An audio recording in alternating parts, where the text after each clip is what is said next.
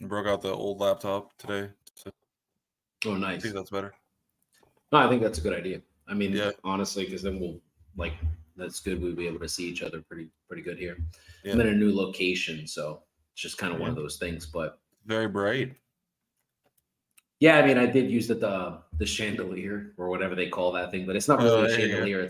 It's like an old metal thing. This house was built in 1880, so it looks like they used like a colander and then they Okay. welded like pieces on it, and then it's pretty cool. Yeah, I I love like it. it. I love your house. It's really cool. Yeah, it's definitely one of those special things. We keep saying we're gonna move to like Camp Hill or something, but then it's just really hard. This is like the first house we've ever owned, and it's really hard to like leave it.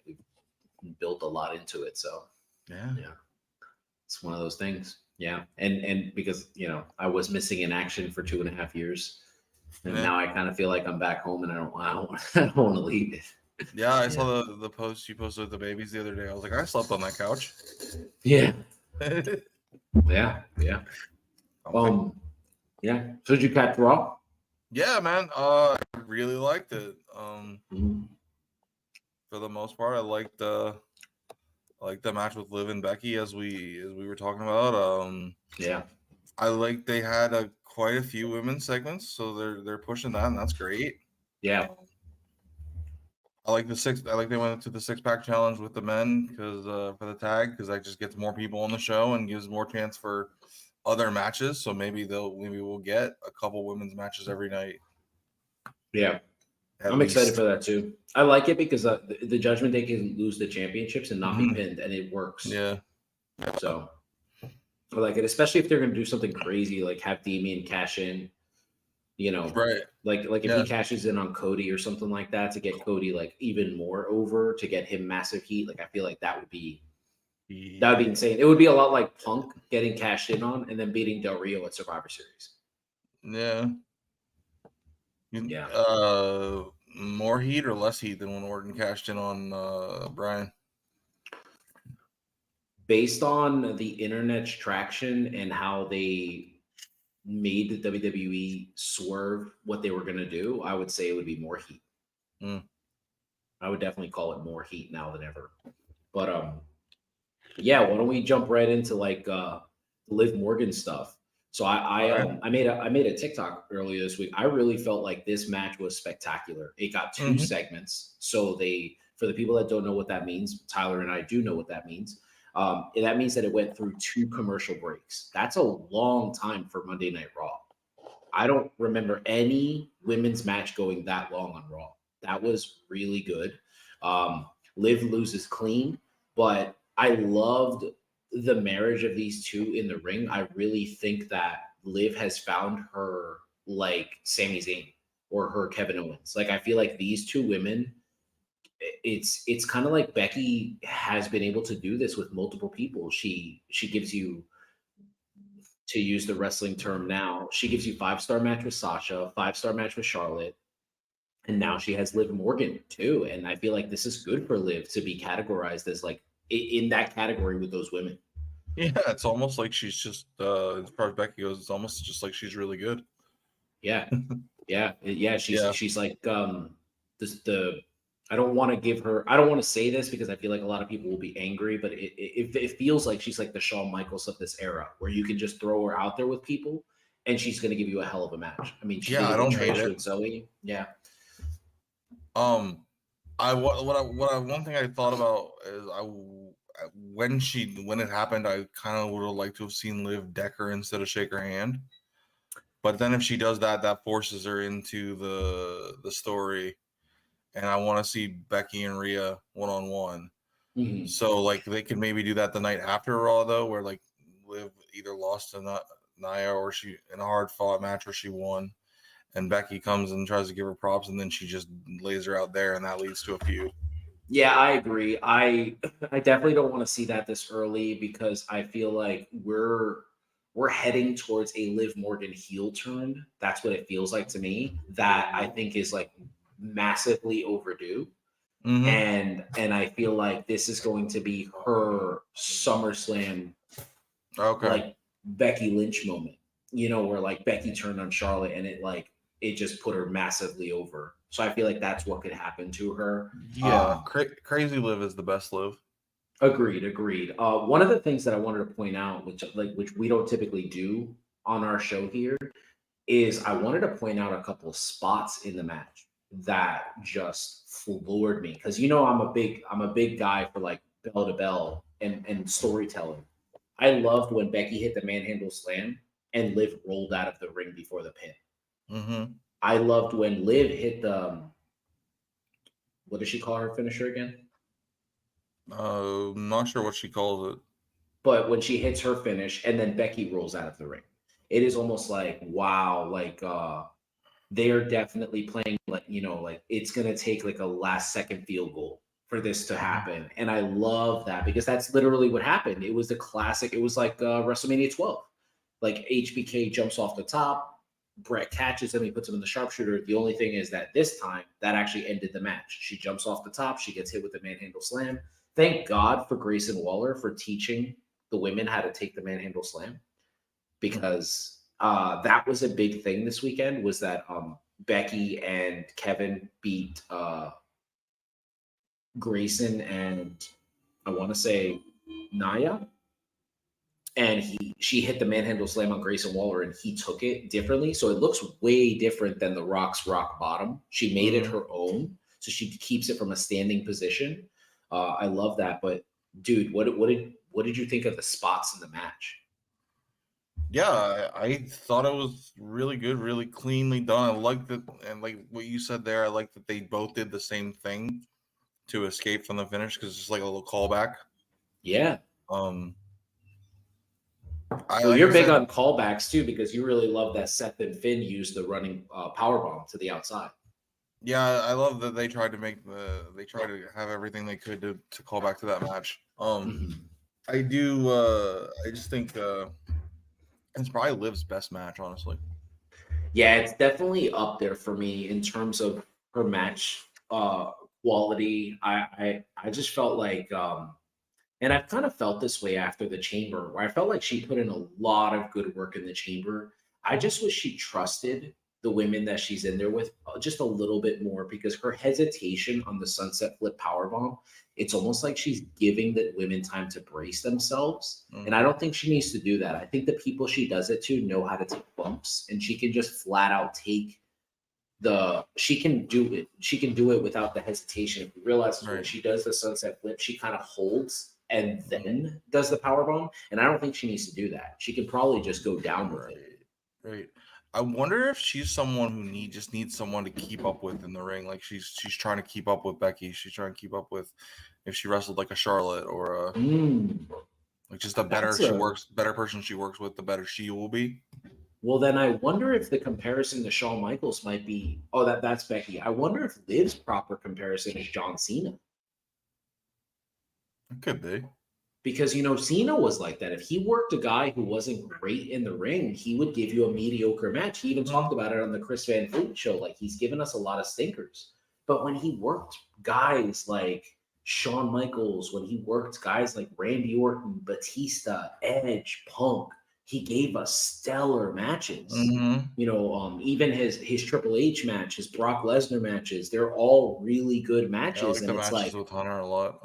yeah, And absolutely. I love their they call. WrestleMania I mean, match. they call him Big Match John, right? Like Exactly, I don't know exactly. So what if who she's Big started Mac? that, but That would be a great thing for her. Big Match Live. That would be really good for her. I mean, that would put her in a different stratosphere because, oh man, I know this is going to sound weird coming from this side of the podcast here, but I really feel like she can be 2025's Daniel Bryan. hmm, Like if she just goes out there and gives you high quality matches over and over and over, and if she could do like if she can give us a really high quality match with Nia Jax, because that's who I want her to face either Tiffany Stratton or Nia at WrestleMania. I love that idea. And if she faces Nia, then she's kind of following in Cena's footsteps because his first WrestleMania match was with the Big Show. right. It does seem like a probability that she'll face Nia because even when Nia's interacting with Becky, there like Liv's still yelling at her and Yeah. Like when she came out after the match, she yelled at her, you know. Yeah, I mean, later on Raw, we got that segment where Becky and Mhm. Liv shake hands and Nia comes and beats them both down. So I think she's definitely going to help Becky win this last woman standing match this week. Yeah. And I think I that's had what a will set up question their about match. that. I had a question about that segment. Were they supposed to be in a locker room? Because I don't know, it honestly. made it look pretty clear that they were just chilling backstage when the fight I happened. mean, I love the grittiness of it, Yeah. because like Liv didn't want to be around people. She was kind of like sitting on like a random piece of like furniture, Yeah, and it she was was like just drinking her water, almost like, oh man, like I almost had her, like I almost beat Becky. Because at mm, this point she's over against Becky, so I think that's like, how much I love that, like the Drew and mhm. Roman thing. I think that's a big deal because when she finally beats Becky, it's going to be big. It's going to be Right. really big deal. Um, yeah, I mean, I definitely am a fan of that. I love that. I saw this tweet today from. Did she not pin Becky to win the women's tag titles? When Trish Oh, she may have. That's a really good one. I don't think she. Wait, no, I think she pinned Trish. She pinned Trish no Stratus. Trish turned. Yeah, after they lost the titles, Oh, Becky she did like it after. she Okay. pinned Trish, and then Yeah, you're right. Becky. You're right. Yeah, I was thinking Trish turned leading to the swap. Okay, yeah. yeah. I think the man is back. I think Becky Hmm. Lynch is back. Listen to her tweet that she sent out earlier today. She put check marks on all this. Signing 2,000 book plates today. Last women standing match on Monday Night Raw. Publishing my book on March 26th. Beating Mommy at WrestleMania in April. Book tour and insane amount of press in between. Hmm. Like that little slight there, um, for the Mommy thing, I think is great. I love the ending of this match and how she comes out and Rhea looks big time against her, and she kind of says it like, when people root for me, I'm pretty good, but when people are against me, I'm the best, and I love that. I think that's spectacular. Hmm. Um, so the internet's got to be internet, and we can't just be happy. So Sami Zayn wins the gauntlet, and people are upset that it wasn't Chad Gable. So, what's your take on it? Because I thought all these guys performed really well. Yeah, everyone put in a shift. My biggest issue was it was so obvious from the beginning that Sammy was going to win Really, that. To me, it I was. thought I thought for sure Chad was going to win. No, I was like, Sammy doesn't have anything that he's doing. This just seems like it's obvious that he wins this. Hmm. Um, that's fine. I'm fine with it because I think Chad is probably going to be in the ladder match. I With assume, Otis. yeah, I assume they're one of the teams. Okay, I think he's going to turn on Otis. I think he's going Maybe, yeah, I heel. could see that. I think it just looks that way. I don't know what it is about him, but I feel like he's going heel, and we might get that NXT, or we might get that like Bobby Roode, because Bobby's getting close to coming back. So what if they kind of like he moves away? Oh, I didn't even know that he was going to be able to come back. That's awesome. I thought he was. Okay. Oh, also breaking news today. We found out today that Busted Open Radio now has a new host. Nick Nemeth will officially be a part of the panel with Thunder Rosa, Bully Ray, Tommy Dreamer, and Mark Henry, along with Dave LaGreca. So that's I love that because I would love to That hear is. adults' thoughts on today's product. That's a solid ad. Yeah, Yeah, to check absolutely. that Because out. I mean, his matches in Japan so far have been really good. So, and he's been Mm-hmm. putting in some good work in TNA. So what is your take on the internet needing to jump, like people on the internet needing to jump and bash something that I feel like they were asking for a couple months ago? I feel like people were angry that Sammy was kind of lost in the shuffle after the Roman Reigns thing, and now he's being given a spotlight, and he could be the guy to beat Gunther at Mania. Do I think he's going to beat him? No, No. but yeah. What's Maybe. your take on that? Maybe. Maybe. Um. Just why we can't have nice things. Yep. Yep. Yep. Like, why do we have to complain about everything? That's how it I, works, man. I thought Raw was. I mean, there's nothing's perfect, but I thought it was as close as you're gonna get. Mhm. I thought it was a really good show, and I thought that was an obvious result. I don't know what people were expecting. I guess maybe I'm just conditioned to think that whoever the biggest name is going to win. I don't know, but Yeah, I agree. One of the things that I loved about this Monday Night Raw was Triple H trusting their talent and getting the approval from Sydney to use her brother's death in a storyline. That was pretty interesting to me to have Candice LeRae rip Maxine for doing the reverse worm and then saying this is like your brother, your dead brother would be disappointed.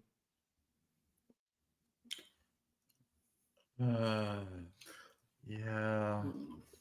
I thought it was interesting that they used it because we just learned on her Chris Van Vliet interview that her brother died in 2019 during a car accident. And I don't know if most people could tell this, but I've spent a lot of time the past couple of years working on myself as a human being, and I've learned a lot about other people and how they talk to us and how you can tell through someone talking to you when they're hurt and they're trying to hide that hurt. And when Sydney or Maxine Dupree, when she talks to Chris Van Fleet, she kind of glosses over what happened to her brother and then just moves on to talk about other stuff with her family. And it definitely felt like it is a wound that is still fresh for her, happening in only 2019. And I just thought it was interesting that she allowed WWE to use that as well as using this is why the fans hate you type of thing. Yeah, yeah. I thought it was good that they tried to like. It's something that guy that is not there anymore, and we don't talk about. Always used to say, take a negative and turn it into a positive. So for Mhm. that, I like it. I'm not a fan of the dead relative. Yeah, yeah. I mean, I was never a real big fan of them using Eddie to prop up Ray, Right, but and I didn't like the Natty when they used Jim with Natty. mhm. Yeah, I'm not a Um, fan. I'm not a fan of it, but I understand that it's a part of the business, and you just kind of, it's you know, one thing if you say, "Oh, I'm doing this for my," Mhm. but yeah. Well, since you mentioned that, why don't we talk about someone who is Why doing a don't we? story for his father? So why don't we jump right into Cody Rhodes' segment? And I know you and we are on completely different sides of this, and I think we can both kind of like plead our case here as to why you believe that it was a successful segment, and I believe that although it was a successful segment, I think it's wearing thin. All right. So why So don't you take it away? yeah, so for me, like I already thought he was on a pretty good roll when he got to the point where he, teared up. And I honestly think that like you said, I know you said you think he uses it as a crutch. Um, I think it's genuine, honestly, because like if you look at because I'm gonna what we talked about. Um, you said like the Dustin promo was one of the best ones he ever did, and he didn't cry in that, but it was a pre-tape. So God knows how many times they had to do it to get him not to.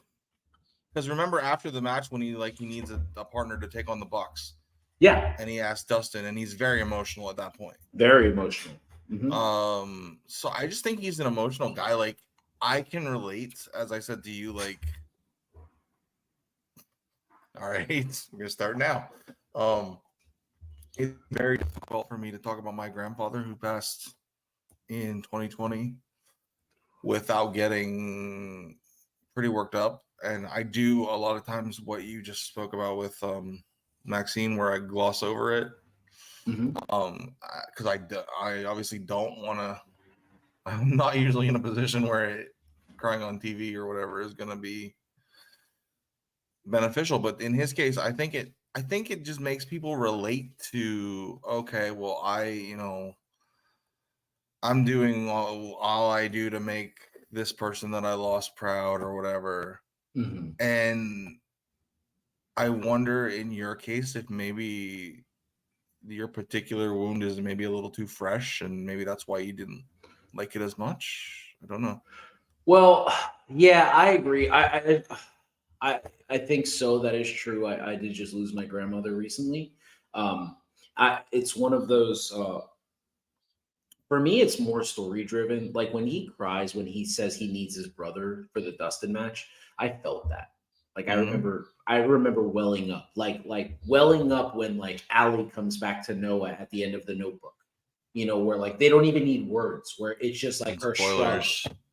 Yeah, Spoilers. spoilers alert. Where it's just like a shrug, like almost like I pick you, you know, like and you're just you feel the emotion of it. Or when Meryl Streep has to pick between her daughters in Sophie's Choice, like it's the emotion of it. So I definitely do like that. I feel like WWE is definitely leaning into emotions Mm. with this current storyline.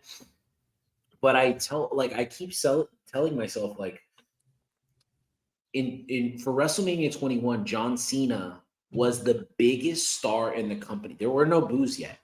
The boos happened after John Cena noticed the children dressing up as him. He talks about this a lot. He says, I came out one day and I saw kids dressed as me, and I knew I can't be that Thugonomics character anymore. And people hated it. And then they shoved him, and then like Vince found the guy. He was like, oh, this guy's the star. And now kids are dressing up as him. That's the demographic we're moving towards. He's going to be the face of the company. And people started the whole "you're shoving him down our throats" type of thing. And fans turned on him. And we saw it. Brian cuts the promo after he wins at WrestleMania 30, where he's like, now I know how John Cena feels, because some of the people in that crowd were booing him. They were like, meh, like you won the title now, but what's next? You know, kind of thing. And that's kind of how I feel about Cody. If he continues to do this where he wells up every single time he's in the ring, he's going to take those emotions and people aren't going to feel them as much. And I feel like this dude is on Monday Night Raw crying every single week. And dude, Has he done it recently? I don't. every promo that he's cut singularly, he has figured out a way to like be so emotionally driven where he almost looks like an actor who just pinched his testicle inside of his pants to make himself cry.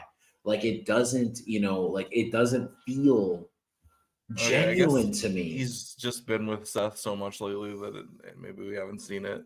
Oh, well, we're gonna talk about Seth because Oh boy, he's a massive problem lately. he's Me and struggling. Patty, we had an hour conversation the other day just talking about how this Seth Rollins might be the worst version we've ever And seen. bro, it's like this. It's like just be yourself and you'll be fine. Oh Stop my trying to be lord, the fucking Rock because you're not. oh, it's not his thing. Anyway, Exactly. yeah, so with Cody, I just give it like a break. Like, like if Yeah. he wins the title at WrestleMania and comes out the Raw after Mania and cries that he finally did it, he hands the title to his mother, Oh jeez. the whole world is going to cry with you, bro. We're all going to be there. We're all going to need tissues. There's going to be grown men, there's going to be grown women, there's going to be children. There's like we're all going to be feeling that emotion. Yeah, Um I think it was. I think it was. It had its place here because on Friday night, The Rock was like, "Oh, well, you were a mistake." mm, yeah, I thought that was interesting that Brody's wife tweeted about that. I was like, Yeah. man, that's how you know people are invested in your story when an employed where a person that's employed with the other company has an issue with what you said. I love that. I was like, Yeah, yes. yeah, but they're very close with Cody. Mm, yeah. Um, But she has to Cody's know it's a work. Like Rocky doesn't yeah, really feel that way. yeah. No, she just thought it was interesting that he said that, considering. Hmm. Yeah. Yeah, I agree. So moving on, why don't we talk about Seth Rollins and we'll save like the main topic for The Rock because we definitely want to talk about The Rock. Yeah, I got that, But and one other thing that I want to just a fun topic. Well, sort of fun topic that I want to go on. okay, sounds good. Yeah. So I think it's pretty clear. I made this, and this is going to be a grand statement. I think it's pretty clear that the best thing in WWE going right now is Drew McIntyre. To me, that promo with Punk, where he beats Punk down at the end, that flipped the switch in him into a version of Drew McIntyre that I don't think we even knew existed. Yeah, it's hard to argue with that. He's putting in the work. He's doing the TikToks. He's doing the. Yep. Everything. He is essentially taking the blueprint that Becky Lynch gave us, and he is taking it to another level. Mhm. And not to say what Becky did wasn't spectacular, because she got the main event of WrestleMania out of it. But the way Drew is doing this, and I gotta tell you, my favorite thing about this, Tyler, and I don't know if anybody's noticing this, but I was talking to Patty about this the other day. My favorite thing about this is because Drew is so driven into bashing CM Punk, he's kept Punk so relevant. And I believe that these two are going to main event SummerSlam. I'm here for it. Like, I think that's the next big feud. I think that Punk comes back, feuds with so-and-so. He feuds with Drew McIntyre. And I'm sorry, I just got a thought in my head. I think Damian Priest is going to cash in on Gunther at Mania. I don't know. I just gotta. I don't know why I just thought Why that. would he do? But I see what you're saying, because they seem to have a bit of a obsession with the IC title at the moment. Yeah. Mm. But yeah, getting back to the Drew thing, I feel like Drew right now is on such a streak that I made this statement where I didn't know who my like next favorite wrestler is going to be now that Sting's gone and Bryan's about on his way out. And I got to tell you, I've narrowed it down to people that I genuinely love, and they are completely different wrestlers. There is Dominic Mysterio, Mm. Drew McIntyre, Mm. Will Ospreay, and I mean Kevin Owens. I think those are like four people where I feel like I don't know what it is about them. I just love everything they do. I have no, I don't know. Four pretty solid choices there. Yeah. Have I you seen love. Will's? Have you seen Will's scrum from the pay-per-view yet? No, I have not. No, I have not. God, I just wanted to give him a hug. Oh, He seems like such a nice guy. Yeah. Well, I really hope that Patty has a podcast tonight because I'd love to get you on it because I want to hear what the difference is. Because Brian made a statement about Will Ospreay, saying, "Is he the best wrestler I've ever seen?" So yeah, And I didn't. I had a hard hated time that reading shit. that. I had a hard time reading that because it was like, was he saying it or was he saying someone was saying it to him? No, he said. Brian said he was Okay. watching the match, and he said, "Is this the best wrestler I've ever seen?" Okay. Pat really hated that. Oh, really? Yeah, he's not a big fan of Will Ospreay, but I know. yeah, but yeah. So I don't know. I think Seth is being left behind, and who would have thought that in 2024 the worst promo in the Shield would be Seth Rollins? And that's the thing. I don't think that he is. I just think that he's trying to do something that isn't in his. He doesn't have that club in his bag. You know what I mean? Yeah. No, I don't think he ever did. He comes off as very genuine when he says like real shit. Like, Mm-hmm. when he tells you how he feels, when he tells you what he's going to do, it feels real. But even like, oh my God, talk about using, like, I'm going to use a new popular word for this generation. Talk about cringe.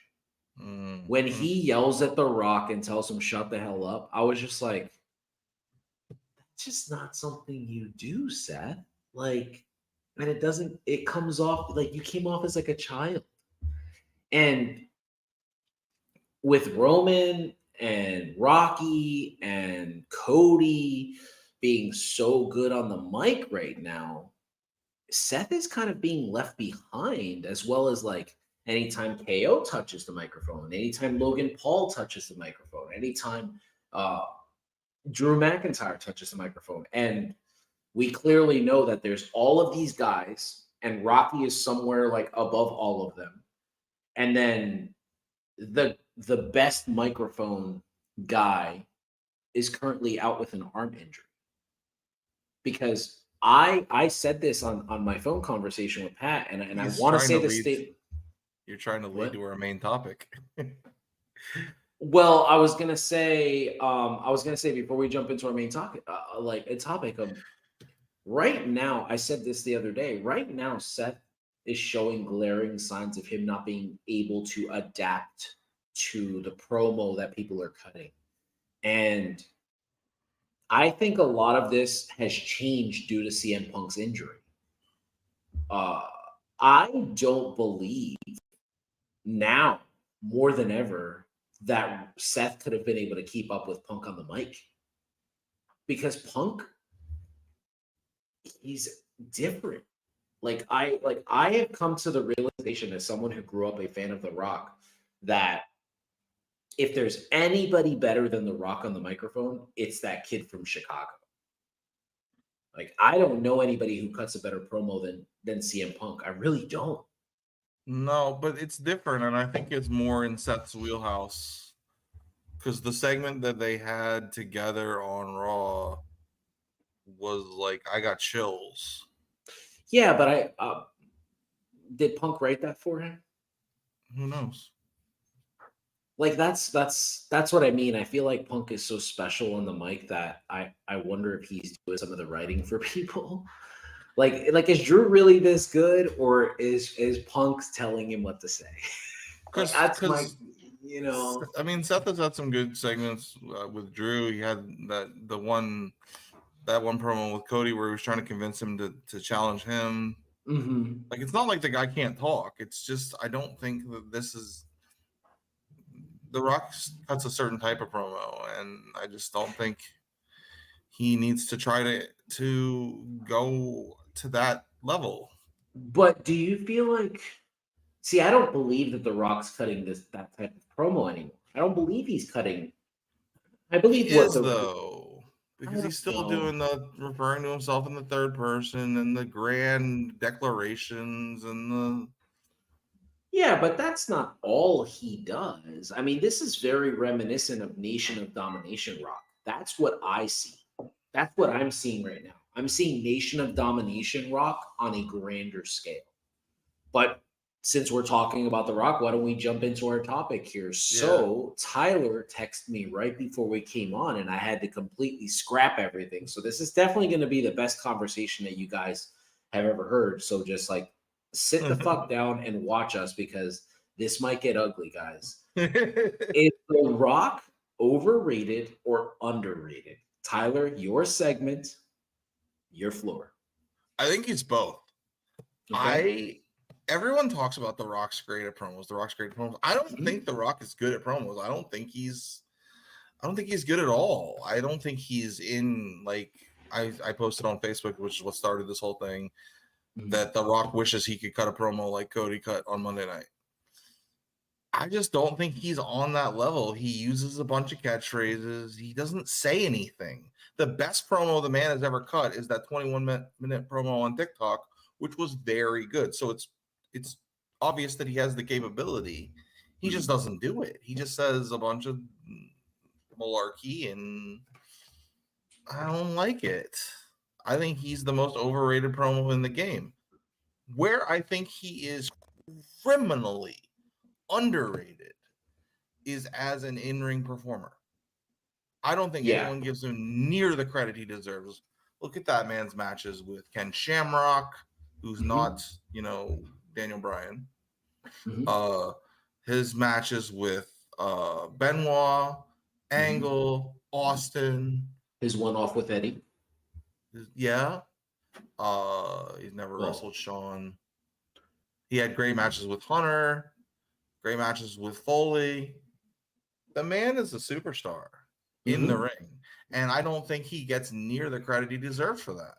No, But on the and mic, that's never I gonna happen. just don't want to hear it. It doesn't interest me in the least. It never has.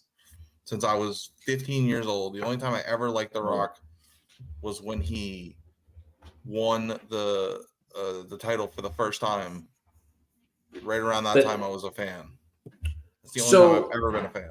So a couple things that you said here. One, I definitely agree with you 1,000%. The Rock has never been given the credit, but I also want to tell you that that is a thing that wrestling fans tend to do. And there's a couple of guys that I could bring up. I didn't know you were going to go there, but I have thoughts in my head because of the conversation I've had with myself.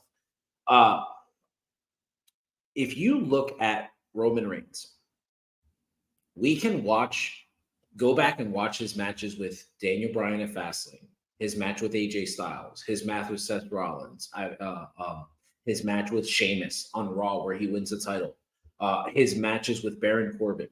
He's had really great matches, and then he becomes the tribal chief, and he's a developed character, and he doesn't need to do that anymore. And people automatically say, well, that was the anomaly. He can't work anymore. And that just doesn't happen. You just change over time. People change. Some people are like Adam Copeland, who were kind of good in 1998 and then slowly in the 2000s became like, wow, this guy's a Bret Hart level. Like he is really good in the ring. Like he's compared to all the Canadian wrestlers they had, the only guy that was better than him in the ring committed a tragedy. But he's better than Jericho. He's better than Christian. He's better than any other Canadian wrestler you want to mention. He's better than a lot of the American guys. And that's why I love Dom so much, because he reminds me of Edge. And I've made that comparison a lot. I know you don't like it, but I do. No, I do like it, but I'm just laughing because like, does that mean American wrestlers are better than Canadian wrestlers? Because he's better than all the Canadian ones and a lot of the American ones. Well, I feel like that's a really big deal. Like when you think about all the all-time greats, like the only American wrestlers that are ever mentioned are Brian, Shawn, AJ, those and Macho. Yeah, All the other wrestlers that people mention are from other countries. Brett, Owen, Edge, I think Benoit, Eddie. Edge is an all-time top 10 all-time.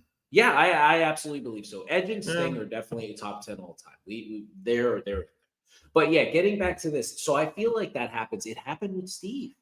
It happened with Steve Austin. People forgot that this man was at one point in the 90s probably on par with Shawn as one of the best wrestlers in the world. Brett has said over I don't like time. his promos either. I just think maybe I just don't like that style of promo Well, that's fine. from But that era. there was a point where people thought like Steve couldn't work. He was just a brawler, and it was like, no, man, this guy is spectacular, and he has always been spectacular. But he doesn't need to do that anymore because he's the top guy. He needs to keep his feet on the ground, as Hogan used to say. And with Hogan's longevity, obviously it worked. Hogan is another one. People assume that this guy can't work, and then you go Right. back and watch his stuff in Japan, and you watch his stuff with like this guy pulled a good match out of the Ultimate Warrior. This guy kept up in the ring with one of the greatest, most underrated talents ever, Macho Man Randy Savage. This guy was able to put a good match on with Vader. He kept Yeah, up with I absolutely Yoko. agree with you. He did what he had to do. Exactly, which is what these guys tend to do to stretch their longevity. And that's what The Rock did. But One thing you mentioned Roman, and I gotta say one thing that I'll give him credit for that I don't think people realize is as a heel, mhm, every match he's in, and this is what pisses me off when he wins, makes me feel like he's in jeopardy. He does a yes, tremendous job of that. Even the 4-way from the Rumble, yes, which I knew he was winning, yes.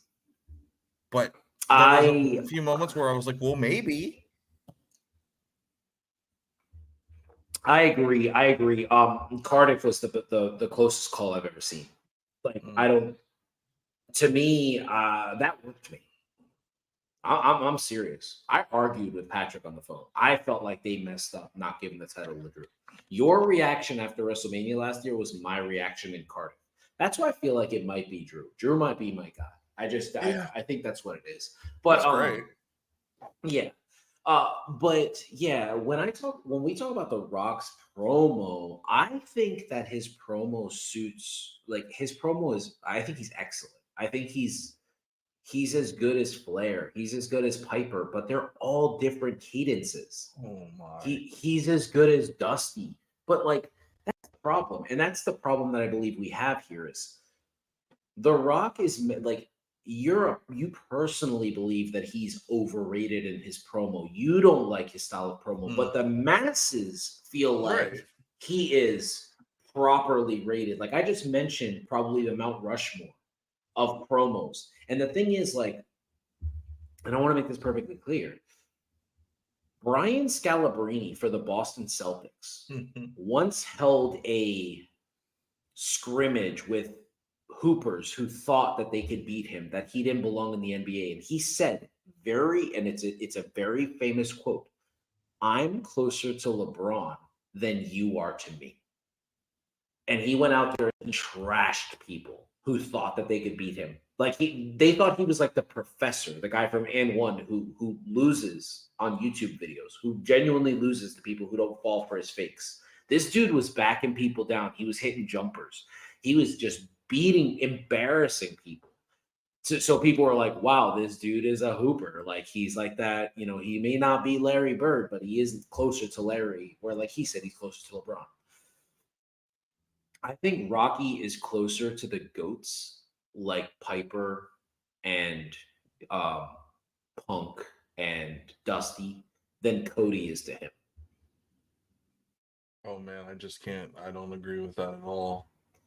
I think Cody is a spectacular promo. I just believe that The Rock is on another level. And the reason that I feel this way is because in my lifetime of almost 40 years of age, I am not a person that's a prisoner of the moment. It took me years to admit or to say that Brian's better than Sean.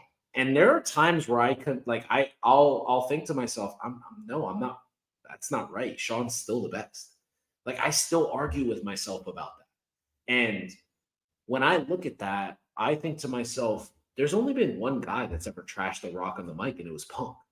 So clearly Punk's better than him. That's how I look at it. And you go back to their feud, like Punk just ate him up. Like Rocky tried to do his classic style promo, and he ate him up. Oh, that's We're not watching Cody another do that. couple matches that I was going to mention that were great. Oh yeah, the Rock. Yes, of course. Yes, those are really good. But that's But what I yeah, mean. I just don't. And I think it's that era. I feel like most of the people from that era, I don't feel like they're saying anything. They're just trying to get a pop. Mm, That's why I there's really the liked the that 21-minute thing that he did on TikTok. Because I was what like, about this his is 10-minute one that he did a week later? I don't think I saw it. Mm. I was just like, this has substance to it. I love this. Mhm. Like, why don't we do this? I don't think he's geared for television anymore. I think he needs to be that real person. Mm. And we're talking Like, about cadence, like the way he cut that 21-minute promo, he repeated himself to get his mhm. point across. I like And that. those are things that he doesn't do live.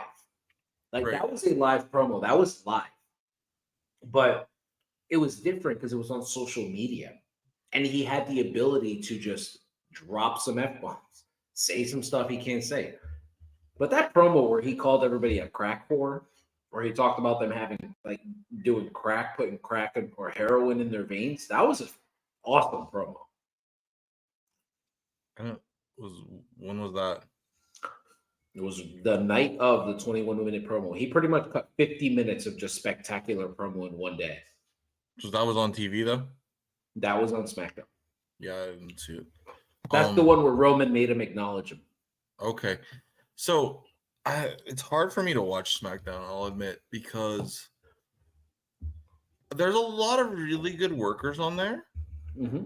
But it's like because I was with my stepdad on Friday and we watched the last 45 minutes. And I was like, most of these people are never gonna they're like lower mid card. They're never gonna be on pay-per-view. And it's hard for me to invest in them because they're like WWE isn't invested in them. Mm, Like the match with Santos and longer. Shake it up. Santos Salted. and Salt. who did he wrestle? Santos Carlito. Escobar. Huh? Carlito. No, on Friday. This Friday, Last Friday. he wrestled Carlito in the street fight. Okay, no, the match I saw was Dragon Lee. And Oh, that guy sucks. yeah, but like that's the whole thing. Like there's so many people on there that are like it's almost like it's the developmental brand Mm-hmm. with some superstars. And there's a Yeah. lot of people that are really good, I think. Hmm? They're not like it doesn't feel that's the thing. It doesn't feel important until you get the Yeah. Rock and Roman out there and then Yeah. Well, like Roman's KO. Roman's on the top of the world right now. Right. Like he's the best. He's the best in the world. We've never seen anything like this. I really, really think you should listen to the John Cena interview on Chris Van Fleet, where he talks about what Roman's been able to do in the business today that's never been done before. And yeah, I think it was really interesting. I think he's the best. He's the best in the game. I just don't think like his the way he sells promos, the way he sells like stories in the ring, his wrestling is top notch. This dude It's is hard to just argue with any of that. It's yeah. kind of been like it's been 3 years. Yeah, it's been 3 years, but I'm I feel very justified, as I've always said, that he was better than Seth Rollins because he's just proven that over time. She's really done a great job. It's hard for me to hear that coming from you, from someone who values in ring wrestling so much, because I just don't think it's close. I don't think Seth Rollins has a single match that's better than Roman versus Bryan. I don't think Seth has a single match that's better than Roman versus AJ. Okay, but put Roman in there with Jinder and he doesn't have the match Seth had. Yeah, he would. I don't think so. Yeah, he would. Absolutely. You know, and they've actually both wrestled one guy multiple times, and Roman's had better matches.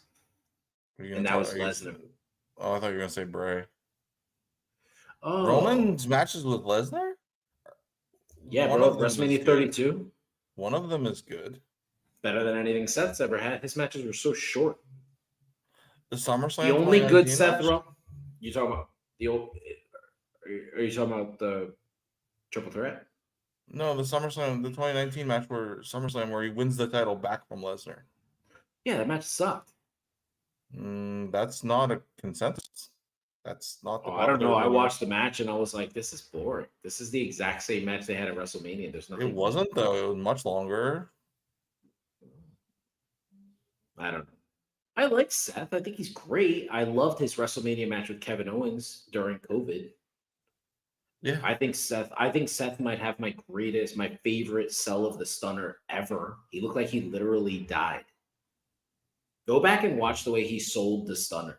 It was like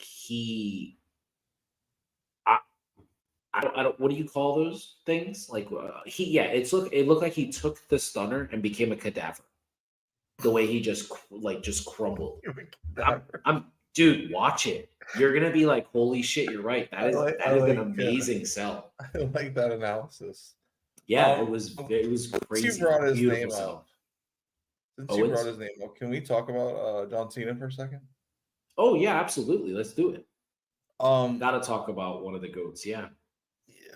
Oh, see, because I'm not going that direction. Okay. Well, new to me. You have said that I didn't see this interview, honestly, that he has stated that you are responsible for where you come out of the program with him. Yeah, absolutely. Yeah. Why is it that everyone comes out worse than John? Because they're just not as good as him. Is it that, or is it that he is a selfish performer? Oh, come on, Who is he? Who has he made?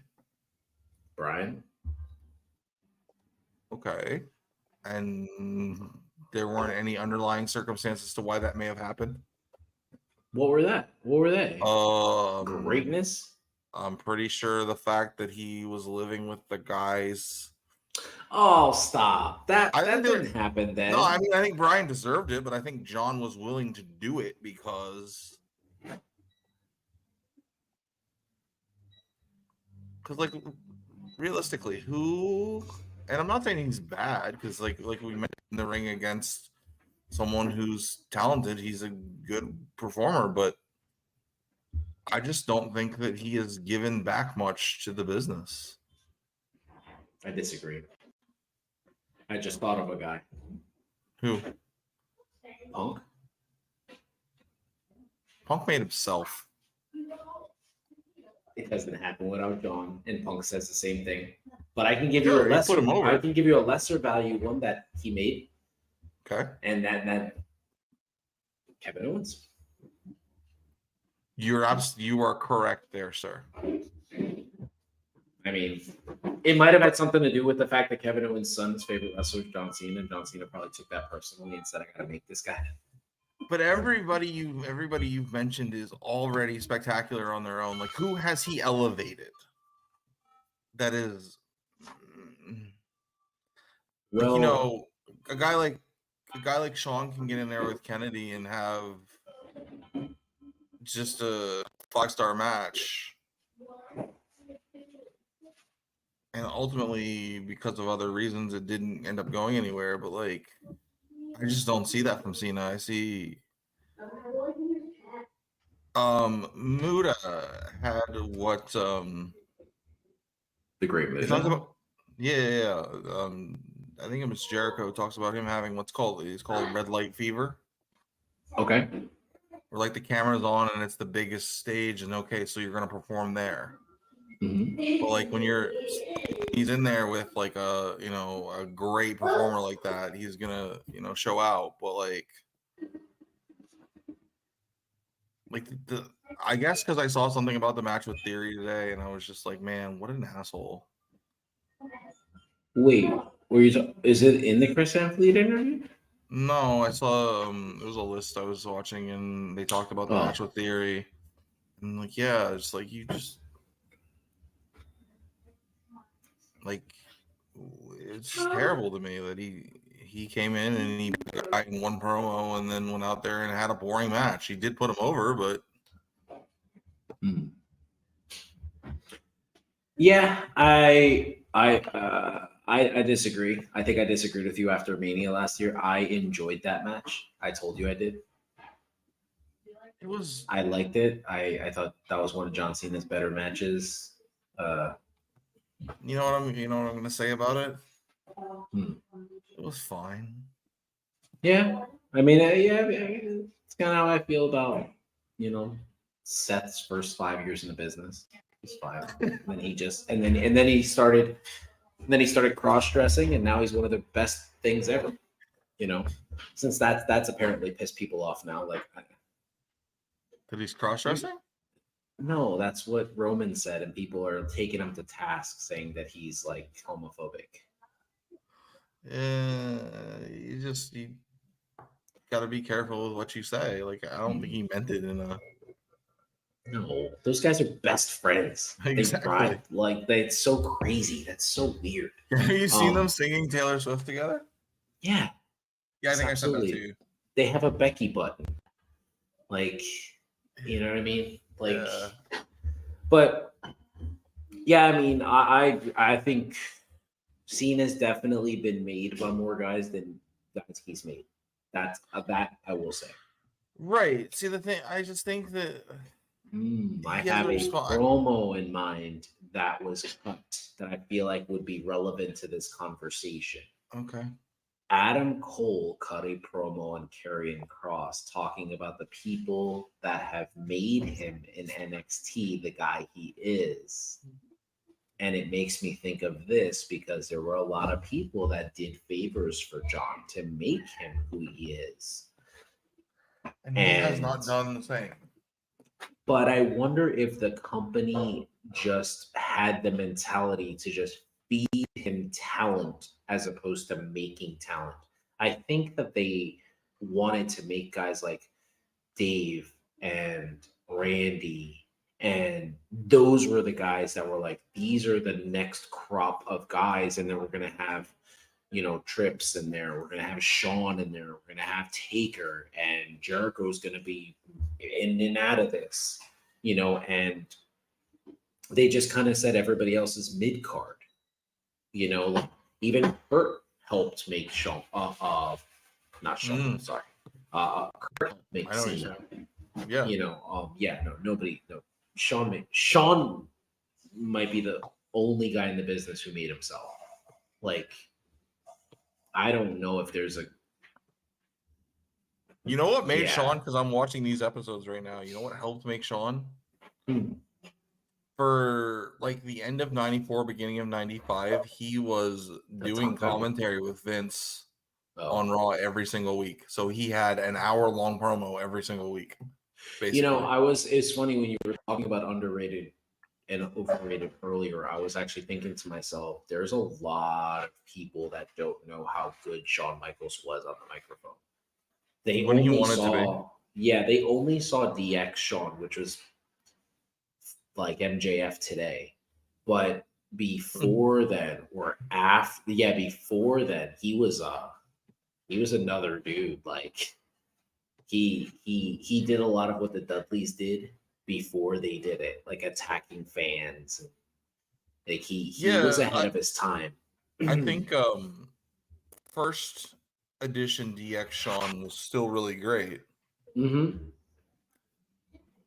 But if you're talking 2006 DX, I mean, that was a lot of fun, but well, he was a completely different man at that point. He couldn't cut the promos like he wanted to.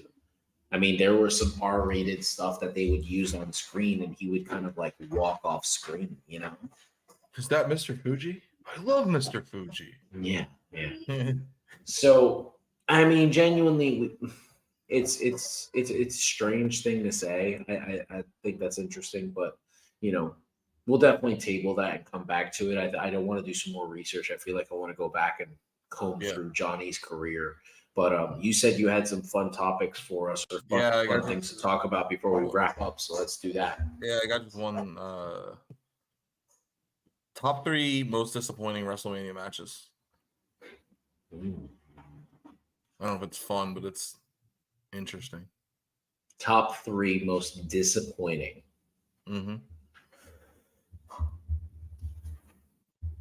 Number 1 on the list for me has to be Roman Triple H. I expected that match to be spectacular, and I was so sad. Okay. That was just brutal to watch because Triple H is a phenomenal performer, and so is Roman, and they just cannot work each other. Well, that's interesting because he's in my number 1 as well. What's that? Triple H versus Randy Orton from 25. Oh, yeah. There was so much heat in that program, and then they do this.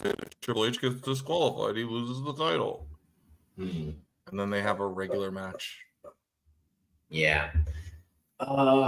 Yeah, I agree.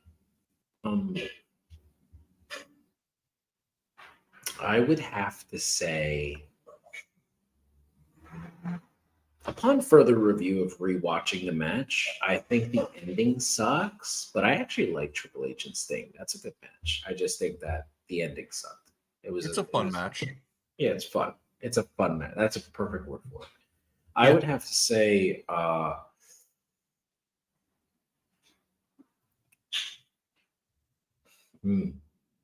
it's very hard. It's very hard because there's a lot of matches that I've grown to appreciate over time. Like I love Randy versus Warrior. I love Hogan versus Rock. I love Randy versus Hogan.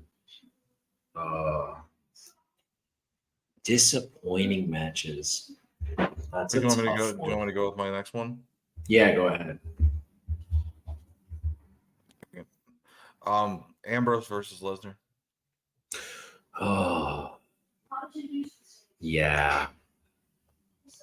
Yeah, that I feel like that should be on my list because those are two guys I love very much. Yeah, that's a rough one. That one really shot. I thought we were getting ready to watch. Oh, that's crazy. Brock Lesnar wrestled all three members of the Shield at WrestleMania. That would have been a great trivia question. Hmm. That's pretty cool. That's a cool thing. Um, yeah. I don't know if John. I don't know if John's had a disappointing match for me because I love his Triple H match. I love his Shawn Michaels match. I love his JBL match. So definitely not John. What about the Batista's triple threat? with Edge and Big Show. Oh God, I didn't even think of that. That was okay. I meant the Yeah. Triple H and Randy.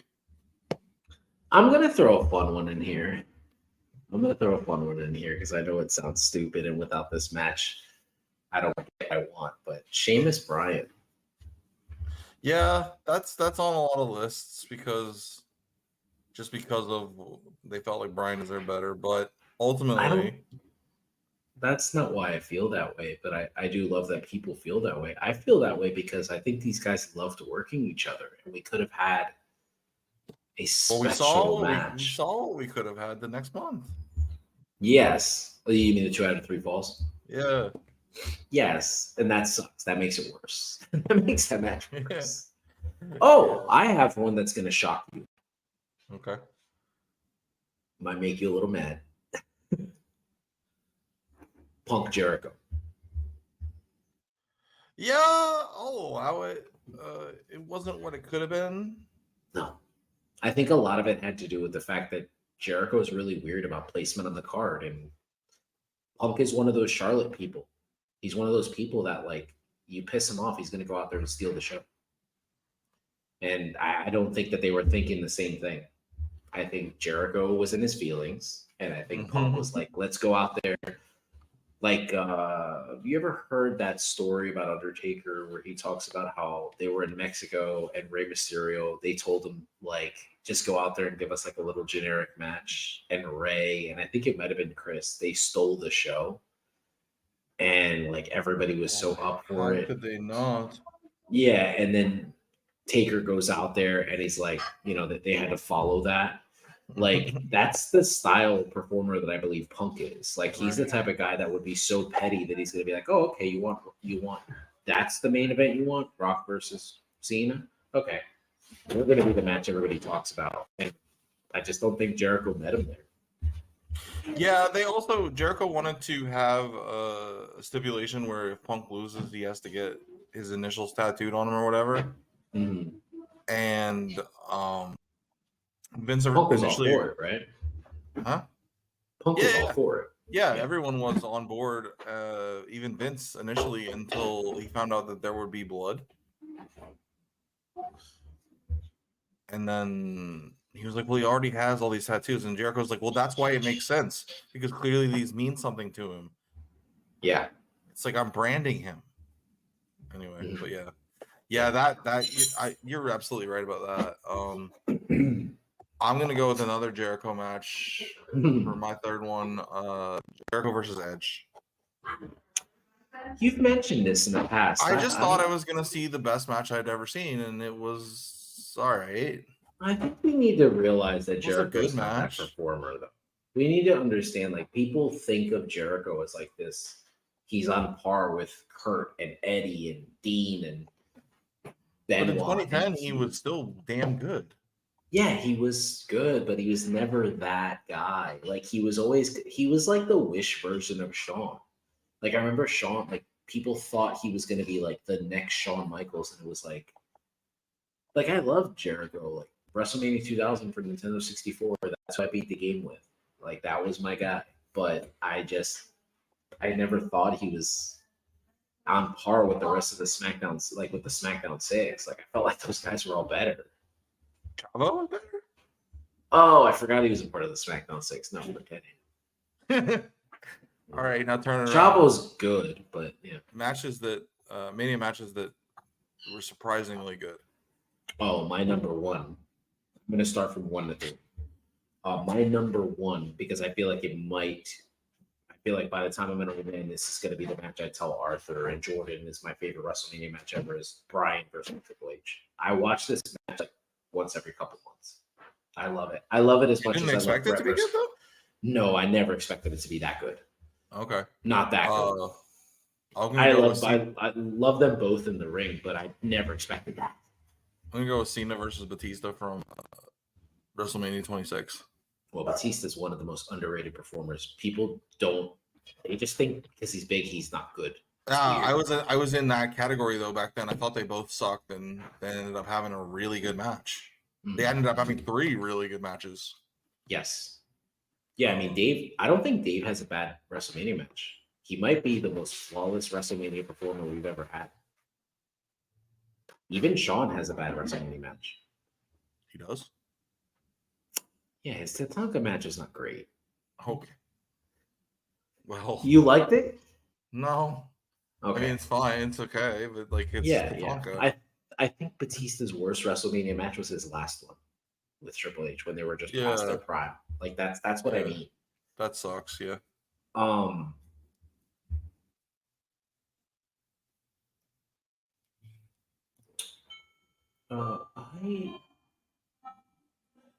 matches that were just so good that they surprised me. They're just better than you expected, essentially. Oh, better than I expected. I'll go with one, Brock versus Almost. Oh yeah, that was way better. Yeah, that's good. That's a good one. That's good. That was really good. I expected that to be terrible, and I was like, all right. Yeah. Fair enough. Yeah. Well, I know this isn't Brock's popular. gonna be on my list twice. No, I know this isn't popular because it's considered the greatest WrestleMania match of all time, but I didn't expect Bret Austin to be that good. Yeah, okay. I just didn't. That's fair. That's fair, and then that's my favorite. That's my all-time favorite match. But yeah, that's fair. Yeah, I just didn't expect it to be that good. It had no right to be. Austin didn't have a submission move. Yeah, it's Bret's favorite match he's ever had too, and the way he talks about Owen is crazy too. Like, yeah. And my last one is Brock versus Goldberg at the whenever the hell that happened. Oh, the second WrestleMania match, not the 20, not WrestleMania that 20. one. No, the one that was like 5 minutes long and they just spammed finishers, but it worked. Yeah. Unlike Drew and Brock from the empty arena one. Oh, he talks about that in his book. He's just so unfortunate. Yeah. Yeah. Oh man, I want to say Charlotte Rhea because I just didn't expect it to fucking blow my mind. It had no build. Yeah, I want to say Becky Rhea. Becky Rhea's already had a better build. But I'm not going to go with that match because it's very prisoner of the moment. A match that I guess I never expected to be that good.